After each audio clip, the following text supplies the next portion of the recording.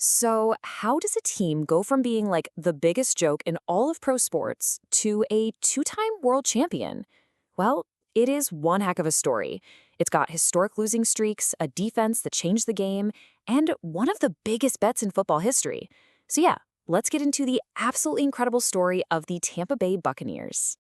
So, what's with this number, 26? I mean, what does it even mean? It's not a jersey number? Nope. Not a championship count either. This number, this is where the whole story really kicks off. 26. That is how many games the Tampa Bay Buccaneers lost in a row, right from the very start of their franchise. I mean, an all-time record for just being awful. And it wasn't just that they were losing. Oh no. It became a whole cultural thing. This team was so bad that they literally became a national punchline. You could flip on late-night TV, and comedians were guaranteed a laugh just by mentioning their name. This wasn't just a bad team, people. They were a total laughingstock. All right, so to really get how they ever won a championship, we have to go all the way back. Back to the beginning.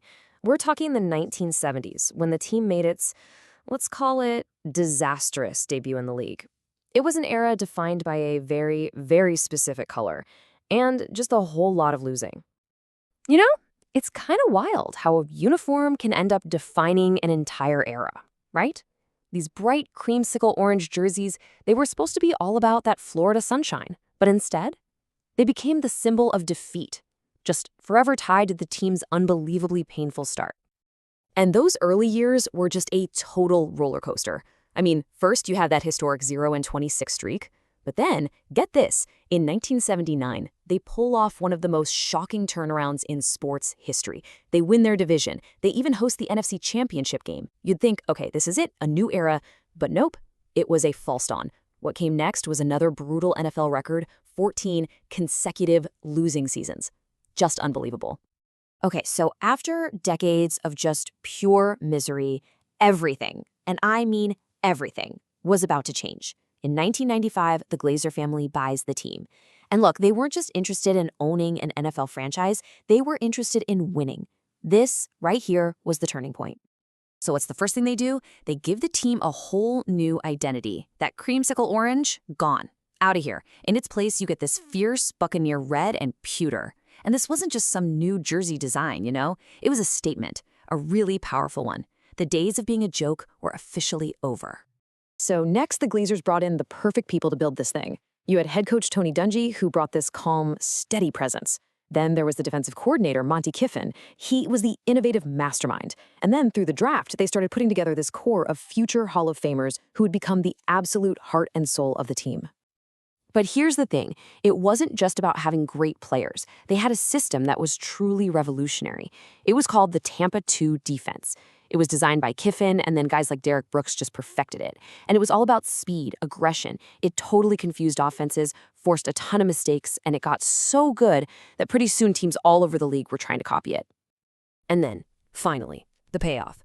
In 2002, the Buccaneers made it to the very top. They're in Super Bowl 37, and it's this epic matchup. Their #1 defense against the Raiders' #1 offense. Except, it wasn't a contest, not even close.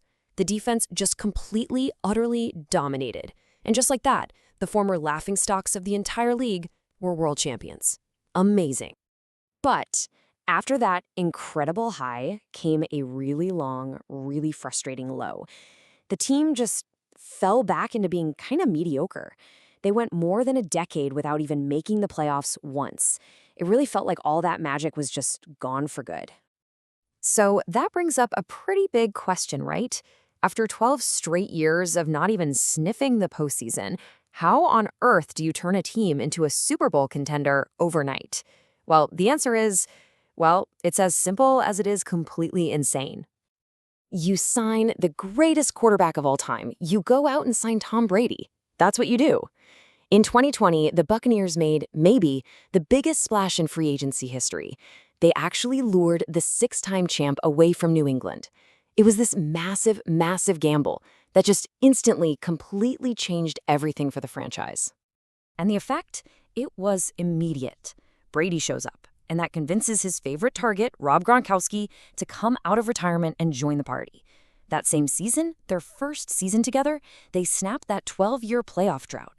And they didn't just stop there, oh no. They went all the way, capping off this fairy tale season in the most unbelievable way you could imagine. I mean, just stop and think about this for a second. For the first time in the history of the NFL, a team got to play the Super Bowl in their own stadium. And they didn't just play in it, they won it. The Tampa Bay Buccaneers beat the powerhouse Kansas City Chiefs right there in Tampa. It's a feat no team had ever done before. And honestly, we might never see it happen again. So, okay, we've got two championships, one almost 20 years apart. The rosters were almost completely different. So, was there a common thread? Was there something that connected them? Oh, absolutely. And it's the one thing that's been this team's identity from the very beginning. This is the key takeaway, right here. While the quarterbacks changed and the coaches came and went, the DNA of the Buccaneers has always been about defense. That's the rock-solid foundation that both of their championships were built on. I mean, just look at the legacy. When you think about the team's greatest players, who comes to mind? Well, their first ever draft pick, a defensive end, Leroy Selman. And get this, to this day, every single Buccaneer player who's in the Pro Football Hall of Fame, Sapp, Brooks, Lynch, Barber, every one of them played defense. That tells you everything you need to know. And that commitment to defense, it hit its absolute peak in 2002. That unit isn't just considered great. No, it's in the conversation for the best defense to ever play the game. I'm talking up there with legendary groups like the '85 Bears or the '76 Steelers. They were just that dominant. So, from a historic joke to a two-time champion, the Buccaneers' story is really a lesson in building an identity, isn't it? They prove that if you focus on a core strength, for them, it was that ferocious defense, it can take you all the way to the ultimate prize. Which kind of leaves us with one final thought, right? As they move into their next chapter, are they going to stick with the formula that brought them all this glory? Or is a totally new identity about to emerge for the Pirate Kings?